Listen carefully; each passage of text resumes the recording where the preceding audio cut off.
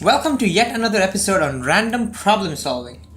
Today we have a problem on thermodynamics, an IIT 1981 problem. And the problem is simple. We have a VT graph and we need to find out what the PV graph looks like for that, and we need to calculate the work done by the gas. Alright, so pause the video and try to do this yourself.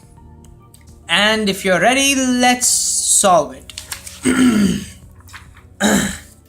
So let's first draw the PV diagram that is shown to us, VT diagram that's given to us. The best way to draw the PV diagram for this is to understand the processes first. So let's do that. Let's understand what kind of process is A to B. Well, notice we have a VT graph with a straight line. First and the foremost thing, it's an ideal gas, monoatomic ideal gas. And for any ideal gas, if VT graph is a straight line, it can only mean one thing.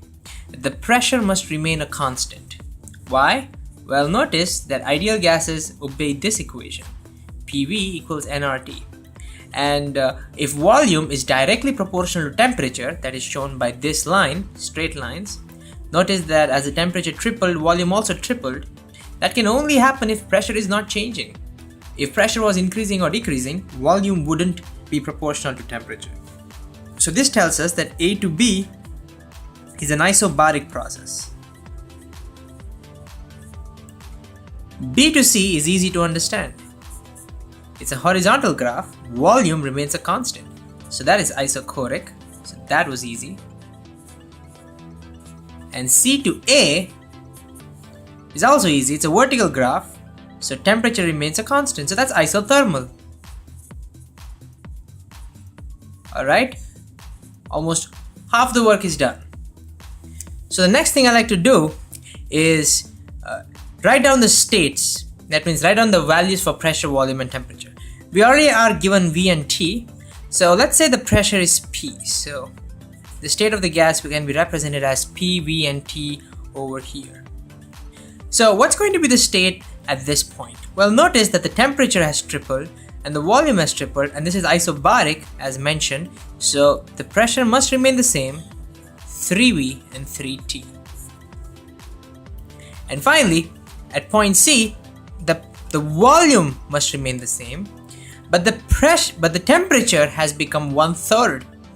If temperature has become 1/3 and the volume is the same, that means pressure must have become 1/3. So this must represent P by 3, 3V and T. So there we have it. Now we are ready to plot the graph of this particular process. So let me plot that graph over here. So here is PV diagram. Let me put V and 3V here. And I know that the pressure is going to jump between P and P by 3, so let me put P by 3 somewhere here and P over here. Okay, so where will A be? A will be at P and V. So A will start somewhere over here. This will be our A. B is at P 3V and 3T. So P 3V, that is B.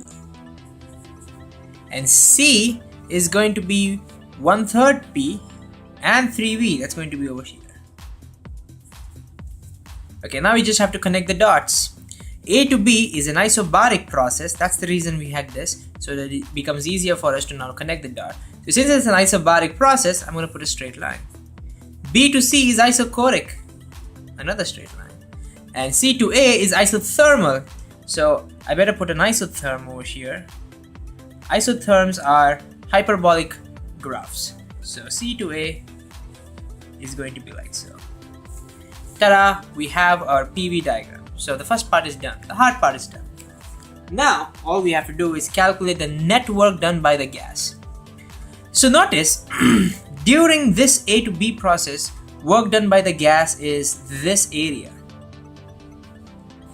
This whole area represents the work done by the gas from A to B. So I'm going to write that over here.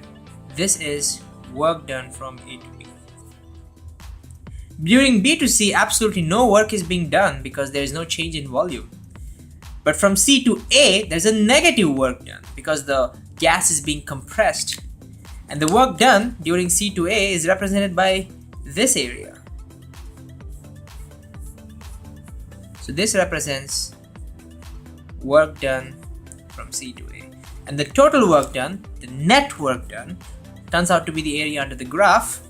And so all we need to do is calculate the area under the graph. Unfortunately, we have an isotherm over here, so it's not a standard shape. So we better be careful.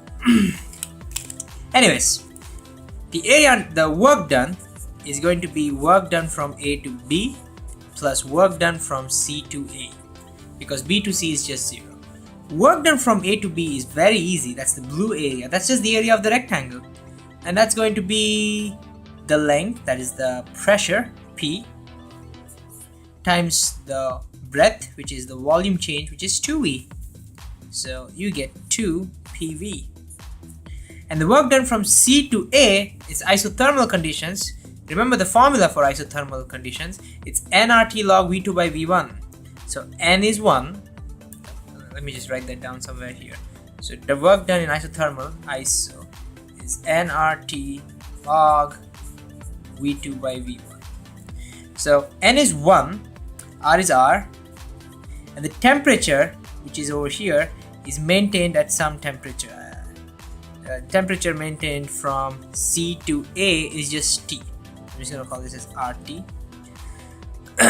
Log V2, that's this V, divided by V1, that's 3V. Okay, so 2 PV, we can keep our answers in terms of RT, or we can keep our answers in terms of PV. That depends on what options are there. I don't know what was the options. Anyways, it doesn't matter. So let me keep it in terms of RT. So PV can be written as nRT, so it's going to be 2RT, minus, because there's a 1 over 3 here, RT log 3. Therefore, the work done turns out to be RT times 2 minus log base E 3. Ta-da! There we have it. That is the expression for the work done. And here is your PV diagram. I hope you learned some physics today. See you next time.